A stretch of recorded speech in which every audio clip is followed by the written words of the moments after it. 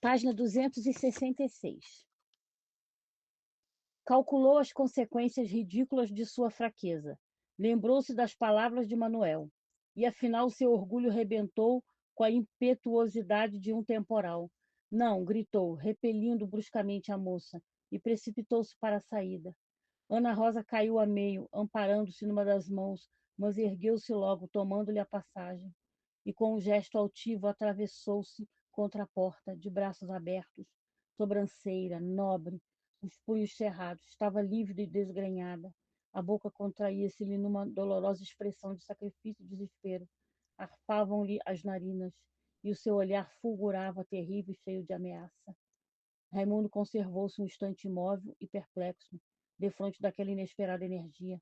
Não sairás porque eu não quero, disse ela com a voz estalada e surda. Não sairás daqui, do meu quarto, enquanto não estivermos de todo comprometidos. Oh! Houve então um silêncio angustioso para ambos. Raimundo abaixou os olhos e pôs-se a meditar, muito aflito. Parecia arrependido e humilhado pela sua fraqueza, porque voltara. Ana Rosa foi ter com ele e passou-lhe meigamente o braço pelas costas. Era outra vez a mesquinha rola, medrosa e comovida.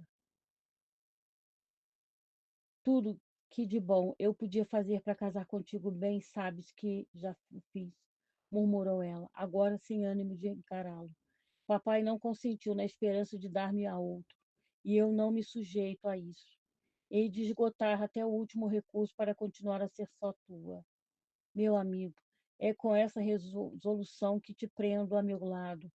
Pode ser que isso te pareça mal e desonesto, mas juro-te que nunca defendi tanto o meu pudor e a minha virtude como neste momento. Para salvar-me, tenho por força de fazer-me tua esposa. E só há um meio de conseguir que o permitam. É tornar-me desvirtuada aos olhos de todos e só os teus me conservando casta e pura. E abaixou as pálpebras, toda ela afogada em pejo. Raimundo não fez o menor movimento nem deu uma palavra. Ana Rosa abriu a soluçar. Agora pode ir quando quiseres, acrescentou, desligando-se dele. Agora podes abandonar-me para sempre. Fico com minha consciência tranquila, porque lancei mão de todos os recursos para casar contigo. Vai-te, nunca pensei, é que nesta última provação ainda o covardes fosses tu. Vai-te embora por uma vez, deixa-me. E soluçou forte. Se mais tarde hei de arrepender-me, é melhor mesmo que se acabe desde já com isto. Eu sou uma infeliz, uma desgraçada, e chorava. Raimundo puxou-a carinhosamente para junto dele, afagou-a e chamando-lhe a cabeça para seu peito. Não chores, disse-lhe. Não te mortifiques desse modo. Mas não é assim? Queixava-se a mísera, com o rosto escondido no colo do moço. Por uma outra que te merecesse mais, farias tudo? Tola, fui eu em confessar que te amo tanto ingrato. Tu não merecias a metade do que fiz por ti, és um fingido. E soluçava mais e mais, como uma criança magoada. O rapaz abraçou-se com ela e beijou-a repetidas vezes em silêncio. E soluçava mais e mais, como uma criança magoada. O rapaz abraçou-se com ela e beijou-a repetidas vezes em silêncio. Não chores, minha Ilor, segredou-lhe afinal. Tens toda a razão. Perdoa-me se fui grosseiro contigo, mas que queres? Todos nós temos orgulho e a minha posição ao teu lado não é tão falsa. Acredita que ninguém te amará mais do que te amo e te desejo. Se soubesses, porém, quanto custa ouvir a cara, não lhe dou, não lhe dou minha filha porque o senhor é digno dela, o senhor é indigno dela, o senhor é filho de uma escrava. Se me dissessem é porque é pobre, que diabo, eu trabalharia. Se me dissessem é porque não tenho uma posição social, juro-te que a conquistaria, fosse como fosse. É porque é um infame, um ladrão, um miserável. Eu me comprometeria a fazer de mim o melhor modelo dos homens de bem. Mas sou mas um ex-escravo, um filho de negra, um mulato. E como hei de transformar todo o meu sangue, gota por gota, como hei de apagar a minha história da lembrança de toda esta gente que me detesta. Página 268. Bem vês, meu amor, tenho posição definida, não me faltam recursos para viver em qualquer parte, jamais pratiquei a mínima ação desairosa que me envergonhe e, no entanto, nunca serei feliz, porque só tu és a minha felicidade e eu nada devo esperar de ti. Ah, se soubesses, Ana Rosa, quanto doem essas verdades. Perdoarias todo o meu orgulho, porque o orgulho de cada homem de bem está sempre na razão do desprezo que lhe votam. Ana Rosa bebeu-lhe boca a boca estas últimas palavras. Entretanto, prosseguiu ele vencido de todo, já não tenho coragem para deixar-te. E abraçavam-se. Como poderei de hoje em diante viver sem ti, minha amiga, minha esposa, minha vida? Dize, fala, aconselha-me por piedade, porque eu já não sei pensar. Um novo assobio de bordo veio interrompê-lo. Não ouves, Ana Rosa, o vapor está chamando. Deixa-o ir, meu bem, tu fica. Deixa-o ir, meu bem, tu ficas. E os dois estreitaram-se, fechados nos braços um do outro, unidos os lábios em mudo e nupcial delírio de um primeiro amor. Não obstante, Manuel e o cônego ainda se deixavam ficar na guarda-mória depois da decepção da última carruagem. Cachorro! Exclamava o negociante fora de si, a passear de um para o outro lado, ameaçando o teto com seu enorme guarda-chuva, grandessíssimo tratante, e parando defronte de Diogo. Caçoou conosco com seu compadre, caçoou conosco desavergonhado. Também que faça cruz em casa, não me põe mais os pés, sou eu quem o diz, nunca mais. Ouviram-se 3 silbos repetidos, é o último sinal, disse o empregado da guarda-mória. O vapor vai largar, suspendeu a escada. Manuel, com as mãos cruzadas atrás, o chapéu descaído para a nuca, o corpo a bambolear sobre as suas perninhas curtas, interrogou muito vermelho o cônego. E o que me diz desta, compadre? Então, que me diz desta? Ora, já se viu. Deixe disso, repreendeu o outro, e encaminhou-se para a porta. Abriu seu guarda-sol de 18 varetas e acrescentou, disposto a retirar-se. Vamos indo, meus senhores, vivam, obrigado. Puseram-se os dois a subir vagarosamente a rampa. Ora, meta-se um homem com semelhante gente, resmungava o negociante, batendo com a biqueira do chapéu de chuvas nas pedras da calçada. Traste, Peralta, mas também pode chegar-se para quem quiser. Comigo não conte para mais nada, canalha. E continuou a praguejar, numa verbosidade de cólera. O cônego interrompeu no fim de algum tempo. Suaviter in modo fortiter in re. O outro calou-se logo e prestou-lhe toda a atenção. Conversaram uma boa hora, em voz baixa, parados a uma esquina do largo do palácio, combinando sobre o que melhor convinha fazer. Adeus, disse afinal o cônego. Não se esqueça, hein? E observe bem tudo o que ela responda. Você aparece por lá? Logo depois do almoço. E ambos, cabisbaixos, cada qual tomou seu rumo. Comentava-se já o fato na Praça do Comércio e na Rua de Nazaré. Manuel chegou à casa e foi atravessando o armazém. O doutor Raimundo esteve aqui aí em cima? Perguntou ele ao cordeiro. Esteve, sim, senhor, porém já saiu. Metia-se no carro justamente quando eu chegava da cobrança. Há muito tempo? Há coisa de meia hora, pouco mais ou menos. Vocês já almoçaram?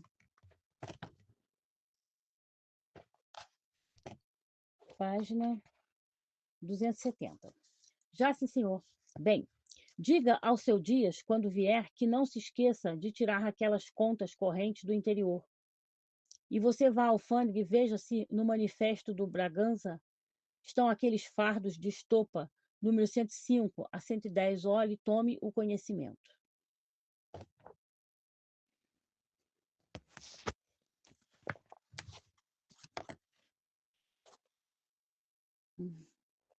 E passou-lhe um quarto de papel azulado impresso. Depois ia subir, mas voltou ainda. Ah, é verdade, seu Vila Rica? Ah, é verdade, seu Vila Rica. Senhor? O pequeno está aí? Não, senhor, foi ao tesouro. Aviaram-se já aquelas encomendas de Caxias? Já estão 2 caixas de chitas arrumadas. O vapor só sai depois de amanhã. Bom. E Manuel pensou um pouco. Ah, sabe se seu cordeiro despachou os fósforos?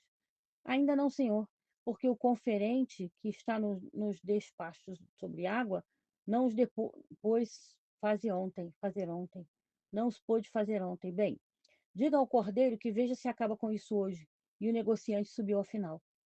A varanda estava deserta. Maria Bárbara rezava no seu quarto, agradecendo a Deus e aos santos a suposta partida de Raimundo. Manuel tomou um cálice de conhaque ao aparador e dirigiu-se depois para a cozinha. Que é de Anica? Está no quarto deitada. Doente? Sim, senhor, com febre. Que tem ela? Não sei, não, senhor.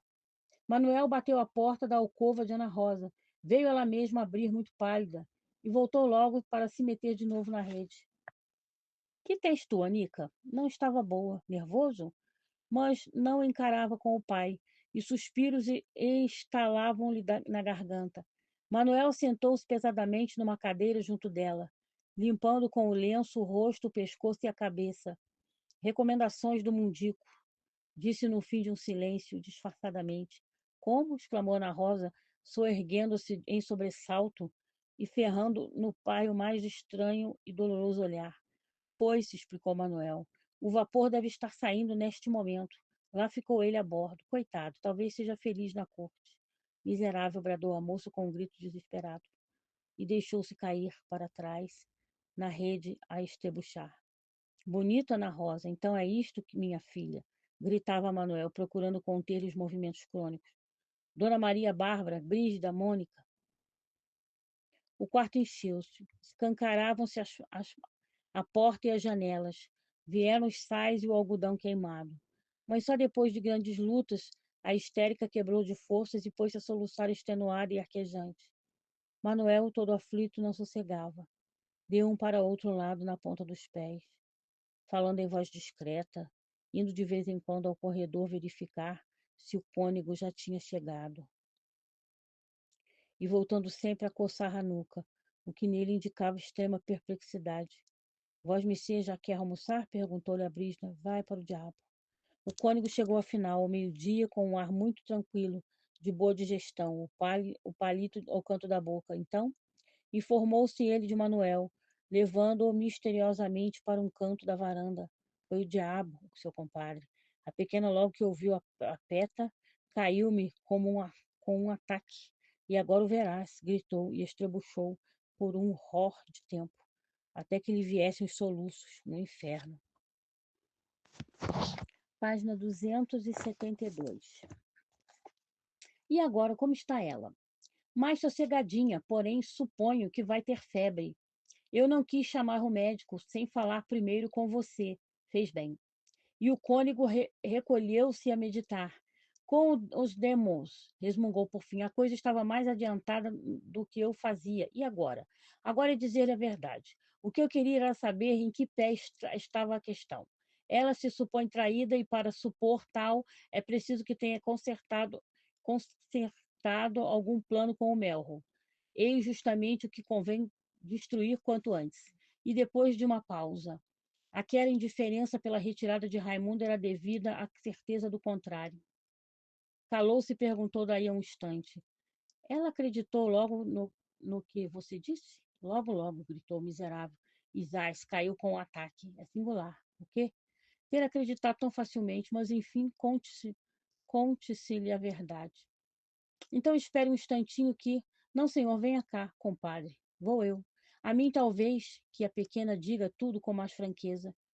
E, inspirado por uma ideia, voltou-se para Manuel. Olhe, o melhor é fingir que não sabe de coisa alguma, compreende? Como assim? Não se dê por achado. Finja que estás devera persuadido da partida de Raimundo. Para quê?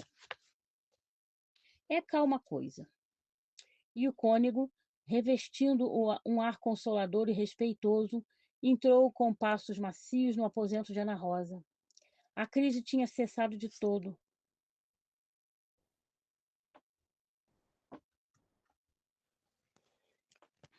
A crise tinha cessado de todo. A doente soluçava baixinho, com o rosto escondido entre dois travesseiros. A boa Mônica, ajoelhada aos pés dela, vigiava-a com a docilidade de um cão. Dona Maria Bárbara, assentada perto da rede, expobrava a neta, a meia voz, aquele mal cabido pesar por um fato que nada tinha de lamentável. Então, minha afilhada, que é isso? perguntou o padre, passando carinhosamente a mão pela cabeça da rapariga. Ela não se voltou, continuava a chorar, inconsolável, assoando de espaço em espaço o narizinho agora vermelho do esforço do pranto. Não podia falar, os soluços secos e muito suspirados repetiam-se quase sem intervalo. Com um sinal, o cônego afastou Maria Bárbara e Mônica, e chegando aos seus lábios finos ao ouvido da afilhada, derramou nele estas palavras doces e untuosas, como se fossem ungidas de santo óleo. Tranquilize-se. Ele não partiu. Aí está aí, sossegue. Como? E Ana Rosa voltou-se logo. Não faça espalhafato. Convém que seu pai não saiba de coisa alguma. Descanse, sossegue. Raimundo não partiu, ficou. Vós me está me enganando, Dindinho. Com que interesse minha confiada? Minha desconfiada? Não sei, mas e soluçou ainda. Está bom. Não chore e ouça o que lhe vou dizer. Saindo daqui, procuro o rapaz e faço-o ausentar-se por algum tempo, até que as coisas voltem de novo aos seus eixos. Mais tarde ele se mostrará, e então nós trataremos de tudo pelo melhor. Nec semper filia florent. E papai, deixo por minha conta. Fie-se inteiramente em mim.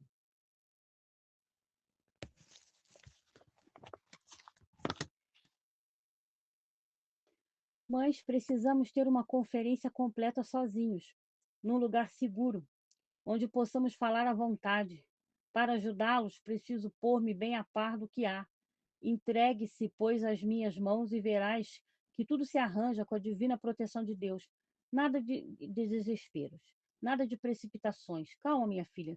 Sem calma nada se faz que se preste. E depois de uma meiguice, olhe, venha um dia a Sé confessar-se comigo.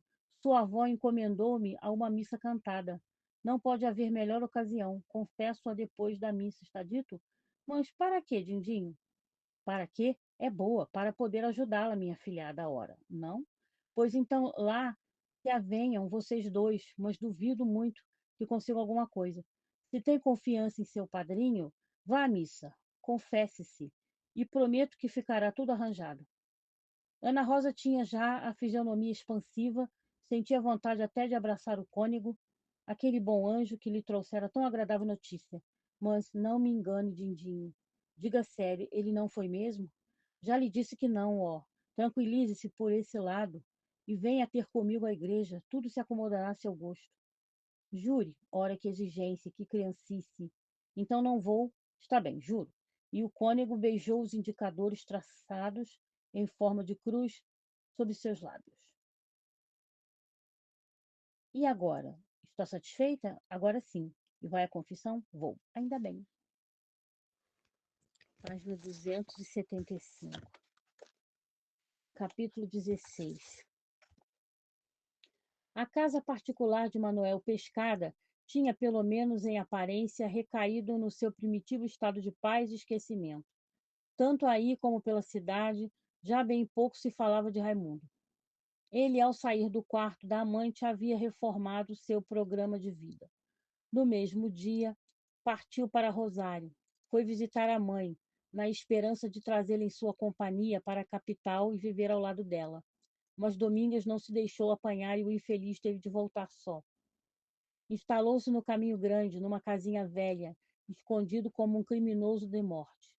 Daí, com muita dificuldade, escreveu uma carta a Ana Rosa, confiando-lhe seus projetos.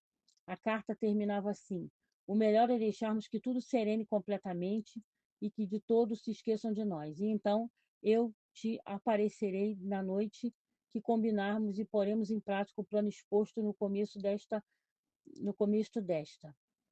Quanto a teu pai, só me entenderei com ele no dia em que esse teimoso estiver resolvido a perdoar o genro e a filha. Adeus. Não desanimes e tem plena confiança no teu noivo extremoso, Raimundo. Com esta missiva, Ana Rosa tranquilizou-se tanto que procurou dissuadir o cônego da ideia de tal confissão. No fim de contas, se era pecadora, fora premeditadamente e não se arrependia. A consciência dizia-lhe que o casamento resgatava a sua falta. Dindinho, por conseguinte, que tivesse paciência. Ela não sentia necessidade de perdão. Raciocinando desse modo, falou com franqueza ao padre e retirou a promessa que lhe fizera, mas o reverendo repontou ameaçando com uma denúncia a Manuel. A rapariga chegou a suspeitar que o padrinho sabia de tudo e amedrontou-se. Mas Dindinho, vosmecê embirrou com este negócio de confissão. O cônego assentou os olhos no teto, a míngua do céu, e, recorrendo aos efeitos artísticos da sua profissão, desenrolou uma prática que terminava no seguinte: Malus Thierry Auscultum. Não sabes, porventura, pecadora, vítima inocente de tentações diabólicas, que eu devo à minha consciência e a Deus duplas contas do que faço cá na terra? Não sabes, minha afilhada, que todo sacerdote caminha neste vale de lágrimas, entre dois olhos perspicazes e penetrantes, dois juízes austeros e inflexíveis, um chamado Deus e outro consciência, um que olha de fora para dentro e outro de dentro para fora, e que o segundo é o reflexo do primeiro, e que o satisfeito o primeiro, o segundo está também satisfeito? Não sabes que terei um dia de prestar contas dos meus atos mundanos, e que, percebendo agora que uma ovelha se desgarra do rebanho e arrisca perder-se no caminho da luz e da pureza, é de minha obrigação, como pastor, correr em socorro da desgraçada e guiá-la de novo ao aprisco, ainda que se faça preciso a violência? Por conseguinte, filha de Eva, vem à igreja, vem, confessa-te ao sacerdote, nosso Senhor Jesus Cristo, abre tua alma de par em par defronte dele, que teu coração se fechará. Logo, aos imundos apetites da carne, abraça-te como Madalena aos pés do representante de Deus, até que este último se compadeça de ti, pecadora. Doeum colente stat sua mercês.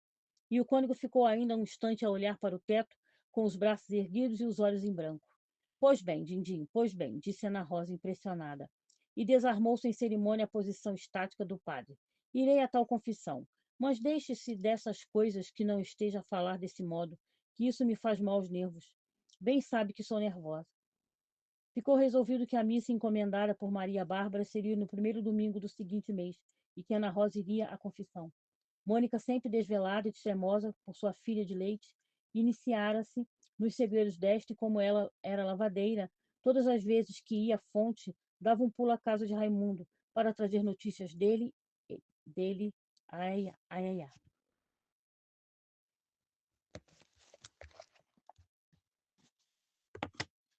Página 277.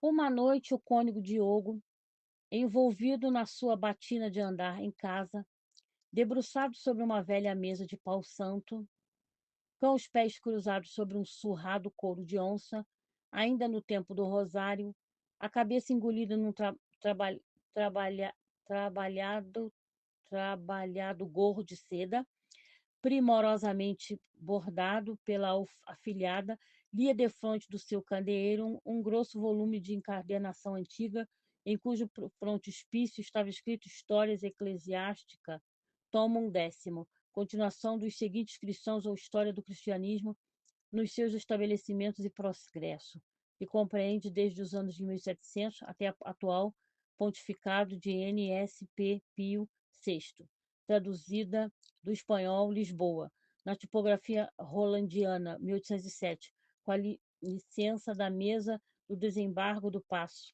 O bom velho perdia-se numas descrições enfadonhas sobre a seita dos pietistas, fundada nos fins do século XVIII por Spener, cura de Frankfurt, quando bateram à porta do seu gabinete 3 pancadinhas discretas e compassadas, marcou logo o livro com o palito com que escarafunchava os dentes e foi abrir.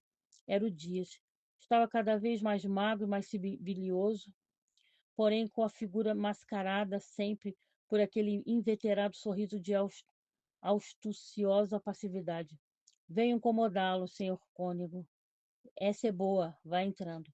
E como a visita não se animasse a falar, acrescentou depois de uma pausa. Mandou a carta que lhe dei? Já ele a tem no papo.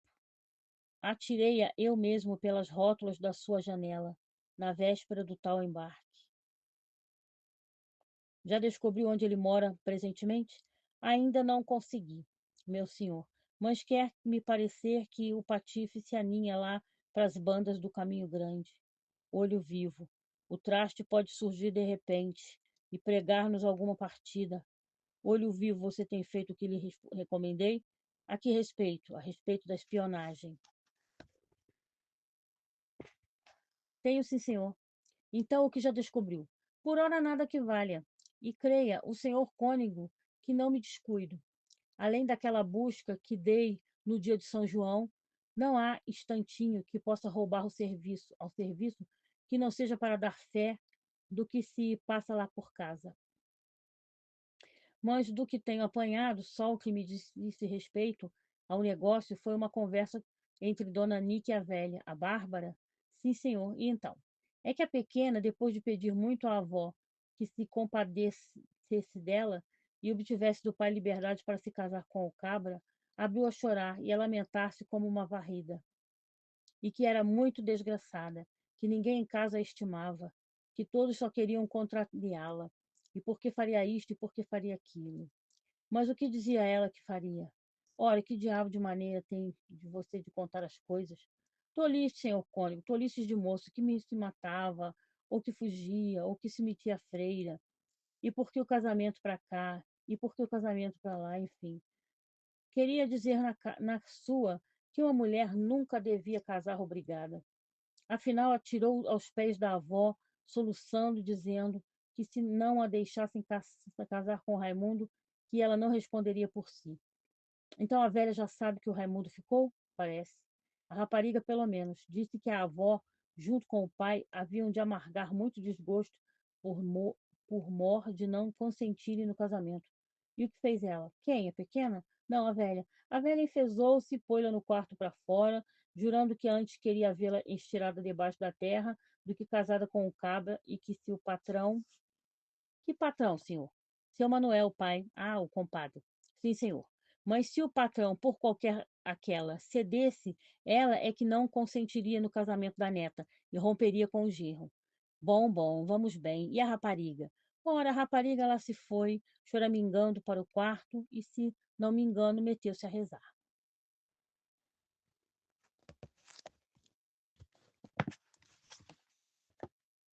Página 279.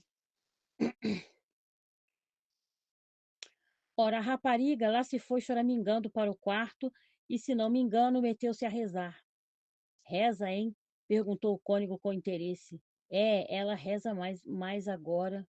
Muito bem, vamos maravilhosamente. E está toda cheia de abusões. Ainda outro dia dei fé que ela pendurava alguma coisa no poço. Logo que pude, corri para ver se descobria o que vinha a ser. Ora, o que pensa mesmo ser que era? Um Santo Antônio, justo. Era um Santo Antoninho assimzinho, confirmou Dias, marcando uma polegada no índex. Bem, disse o cônego, continue a espreitar, mas todo cuidado é pouco, que ninguém perceba, principalmente minha filhada, compreende? Se descobrem que você anda farejando, está tudo perdido. Finja-se tolo, tenha fé em Deus e ânimo. Quando apanhar qualquer novidade, apareça-me logo. Não deixe de espiar. Lembre-se de que a arma com que havemos de esmagar o bode ainda está nas mãos dele. Ora, senhor cônego, mas eu já vou perdendo a fé. Confesso-lhe que não seja idiota, que você não tem razão nenhuma para desanimar. Trate, mas é de ver que se descobre alguma coisa, porém coisa algo grossa, que dê para agarrar, porque depois o mais fácil é o seu casamento. Olhe, preste atenção, para quem entra e para quem sai. Se eles Se eles ainda não se correspondem, o que duvido virão a corresponder-se mais tarde. Em todo caso, é prudente não recorrer por ora às cartas. Deixe-os escrever. Deixe-os escrever, que lhe direi quando é que você terá de apoderar-se de alguma delas. A fruta, para ser aproveitável, deve ser colhida de vez. Bem, senhor cônego, posso retirar-me viva? Então, vou-me chegando. Diz Félix. Como? Perguntou o Dias, voltando-se. Não se descuide, vá. O caixeiro fez uma mesura e saiu. Diogo fechou a porta e tornou à sua história eclesiástica, até que a caseira Inácia foi chamá-lo para a ceia. Então, depois de abaixar a luz do candeeiro, passou-se à varanda e assentou-se pachorrentamente defronte de uma tigela de canja. Veio logo um gato maltês gordo grande, encarapitar-se-lhe nas coxas, miando ternamente e voltando para ele a sua fosforescente pupila que lhe suplicava carícias. Disse-ia que naquele canto modesto e asseado reinava a paz abençoada dos justos. No domingo seguinte, a sé chamava para a missa, com um alegre repinicar de sinos, e era a promessa de Dona Maria Bárbara. Havia grande afluência do povo, as beatas subiam piedosamente os arruinados degraus do átrio e iam de cabeça vergada ajoelhar-se no corpo principal da igreja. Sentia-se o frufru de vetustas e farfalhantes saias de chamalote, restauradas com chá preto, e o estalar de fortes chinelas novas na sonora cantaria do templo, e o tilintar das contas de coco babaçu, cujos rosários deslizavam entre os trêmulos dedos das velhas no fervoroso sussurro das orações. Viam-se-lhe as camisas de cabeção bordado, cheias de rendas e labirintos, destacavam-se também grandes toalhas de linho branco, penduradas dos ombros carnudos das cafuzas e mulatas, reluziam os seus enormes pentes de tartaruga, enfeitados de ouro, e as contas preciosas que lhes circulavam com muitas voltas, as, as tocinhudas espáduas e as roscas taurinas do cachaço. Em cima, perto do alto-armor, em lugares privilegiados, sobressaíam chapéus enfeitados de fintas e plumas, leques irrequietos que se agitavam desordenadamente com um ruído casquilho de varetas batendo de encontro aos broches e alfinetes de peito, numa confusão de cores espantadas. Eram devotas de fino trato, velhas e moças ostentavam joias vistosas e perfumes ativos, segurando uma luva, horas marianas encadernadas de marfim, veludo, prata e madrepérola. Recendia por toda a catedral um aroma agreste de pitangueira e trevo cheiroso. Pela porta da sacristia lobrigavam-se de relance padrecos apressados, que iam na carreira, vestindo as suas sobrepelizes dos dias de cerimônia. Havia na multidão um rumor impaciente de plateia de teatro. O sacristão, cuidando dos pertences da missa, andava de um para outro lado, ativo como um contra-regra quando o pano de boca vai subir. Afinal, a deixa fanhosa de um padre muito magro que, aos pés do altar, desafinava os salmos de ocasião. A orquestra tocou a sinfonia e começou o espetáculo.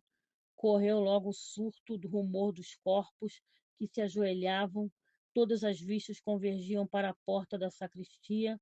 Fez-se um sussurro de curiosidade, em que lhe destacavam ligeiras tosses e espirros, e o cônego Diogo apareceu, como se entrasse em cena, radiante e altivo, senhor do seu papel, e acompanhado de um acólito que dava voltas frenéticas a um turíbulo de metal branco. E o velho artista, entre uma nuvem de incenso, que nenhum deus de mágica, e coberto de galões e lantejoulas, como um rei de feira, lançou do alto da sua solenidade um olhar curioso e rápido sobre o público, irradiando-lhe na cara esse vitorioso sorriso dos grandes atores nunca traídos pelo sucesso. Com efeito, os espectadores adoravam-no, posto que ele agora raras vezes trabalhasse, mas nessas poucas em que se dignava mostrar-se por condescendência a uma velha amiga, como naquela ocasião, o seu triunfo era esplêndido e certo. Vinha gente de longe para vê-lo, para admirar a imponência, a distinção, a gentileza daquele porte de homem. Incomodaram-se muitas pessoas para não perder aquela missa. Sexagenárias do seu tempo mandaram espanar o palanquim havia longos anos.